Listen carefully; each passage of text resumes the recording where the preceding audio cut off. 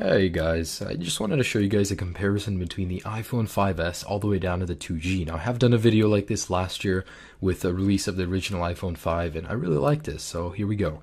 Now in advance I do apologize for the number of hands on the screen. I had to get some people to help me with this. But here is the original shutdown test on all devices. I'm going to let go at the exact same time.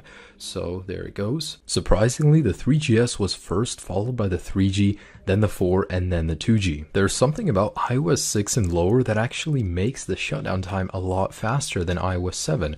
Although all devices on iOS 7 shut down at the exact same time, which makes me think, what do they change? And in a second here, they should all be turning off at the exact same time. Now, while performing the boot up test, I just want to let you guys know it's important to notice that from the 5S and to the 2G, there's a massive difference in processing power and RAM, obviously.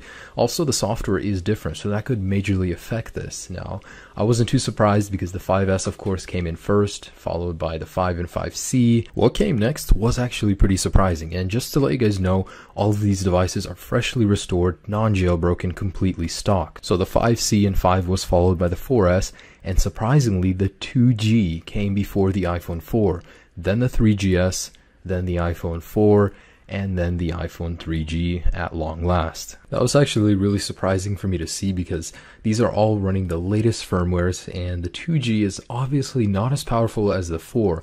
It's just the booting sequence and the way it works probably was changed in iOS 7, so that could be at fault. Now for the last couple of tests, I'm going to load reddit.com and apple.com, and the 5S is almost instantaneous. Thanks to the extra processing power and the new Wi-Fi capabilities, it's an amazing web browsing device, and it goes downhill from there to the 5C and so on. Just to confirm, all applications have been closed in the multitasking bar where applicable, and we're just going to go ahead and load reddit.com. And here we go. So this is reddit.com, launched on all devices at the same time. The 5S is king in this test as well as all others. Then comes the 5, then the 5C, then the 4S, and then the 4, and so on. So what did I learn doing these tests?